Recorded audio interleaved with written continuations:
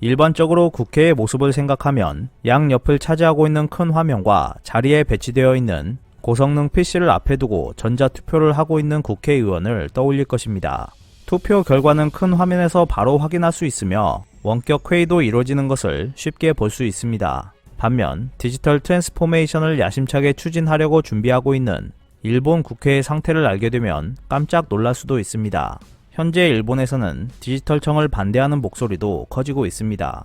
피커TV에서 자세한 내용 전해드리겠습니다. 일본에서 디지털청을 9월 1일에 신설하는 디지털청 설치 법안은 이미 중의원을 통과했으며 5월 중으로 참의원을 통과해 설립될 전망입니다. 일본 정부의 디지털 트랜스포메이션화는 스가 총리가 추진하는 주요 프로젝트이지만 그것을 심의하고 있는 일본 국회는 눈을 뜨고 볼 수 없을 정도로 비디지털화로 되어 있습니다. 영국 의회가 온라인 심의 참고인으로 요청해 일본 사무국에 물어보니 온라인 회의를 할 수 있는 회의실은 참의원에 하나 있을 뿐 중의원에는 아예 없었다고 했습니다.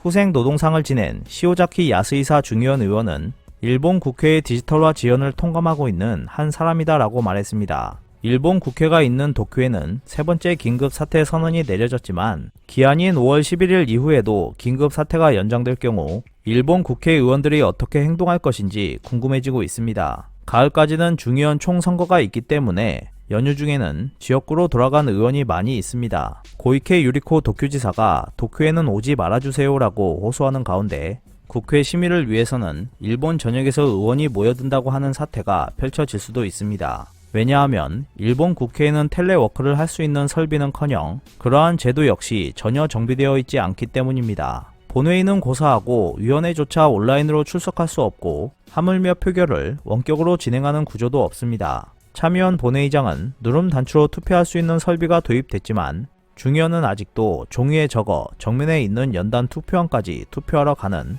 옛날 방식을 계속 유지하고 있습니다. 일본 방송 중계로 자주 보이는 광경입니다. 시오자키 의원은 C19 감염증이 만연하는 일이 있을 경우 의원이 국회에 모이지 않고 국회의 기능이 멈춰버리는 일도 생각할 수 있다고 말했습니다. 이러한 위기감 때문에 자민당 내에서도 논의가 시작되고 있긴 하지만 일하는 신용만 내고 있을 뿐 진지하게 다루고 있지 않는 모습입니다. 일본 국회는 아직도 90년대를 보여주는 박물관처럼 유지되고 있습니다. 일본의 국회의원에게는 국가에서 PC가 대여되고 있지만 의원실에서의 반출은 원칙적으로 금지되어 있습니다. 인트라넷에 접속되어 있기 때문이지만 정작 그 인트라넷에서만 나오는 정보가 있는지는 대다수 의원들이 모르고 있는 실정입니다. 또한 PC 성능도 현저하게 떨어지고 쓸모없다는 이유로 디지털화가 진행되고 있는 의원일수록 대여 PC를 이용하지 않고 있습니다.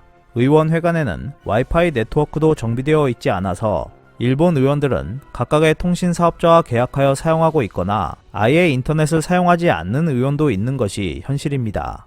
그리고 의회 회관 및 국회 입관 절차도 복잡합니다. 도쿄의 중앙행정기구 밀집 지구인 가스미가세키의 관료들은 마이넘버 일체형 출입증으로 관청에 출입할 수 있지만 의원 회관에는 들어갈 수 없습니다. 일일이 종이 서식을 작성하고 출입 절차를 밟거나 의원 사무소가 갖고 있는 공용 출입증을 빌리고 있습니다. 일반인도 종이에 기재해 출입증을 받고 있습니다. 한국에서는 일반 음식점에 출입할 때도 QR코드를 사용해 편리하게 입장하고 있지만 일본에서 이러한 모습은 찾아보기 어렵습니다. 국회와 관청에서 사용하는 PC 소프트웨어는 제각각이고 호환성이 낮다고 하는 문제도 과제로 다루고 있습니다. 또한 같은 국회라도 중의원과 참의원이 따로 운영되다 보니 시스템과 제도가 어긋나는 것이 적지 않습니다.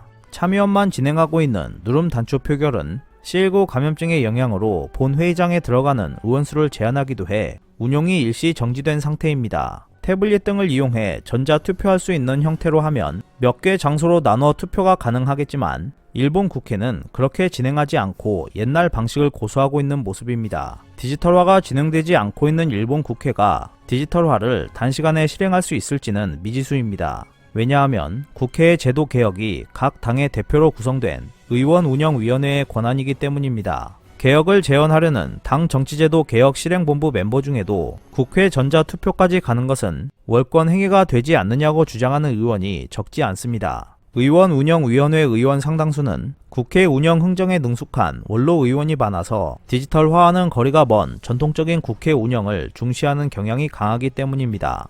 또한 현재 일본에서는 디지털청에 반대하는 목소리도 상당합니다. 그 첫 번째 이유는 개인정보 보호를 충분히 도모할 수 없다는 것이었습니다. 일본에서 처음 마이넘버 제도를 도입하려고 했을 때 개인정보를 보호하는 방법으로 분산 관리를 주장했고 중앙 관리는 하지 않기로 되어 있었습니다. 그러나 이번 디지털청 설치 법안 중의원 통과로 일원화 및 집중화가 진행될 가능성이 발생하면서 지금까지와는 비교가 되지 않을 정도로 개인정보가 유통될 가능성이 있다는 이유에서 디지털화를 적극 반대하고 있습니다. 두 번째 이유는 디지털청의 최고 책임자는 내각총리이며 디지털청 담당상은 내각총리를 보좌한다는 것입니다. 디지털청이 모든 관공서의 상위에 선다는 것은 내각총리 직결하에 디지털 독재가 이루어지는 것이 아닌가라는 주장을 하고 있습니다. 세 번째는 지방자치의 본뜻을 침해할 우려가 있다는 것이었습니다. 지금까지 일본은 지방자치단체가 개인정보 보호 조례 등을 만들어 지자체에서 행정 서비스를 관리해 왔습니다. 이 때문에 디지털청이 설립되면 자치체가 쌓아 올려온 것이 한순간에 무너져 버린다는 주장입니다. 네 번째는 자치체나 정부의 정보가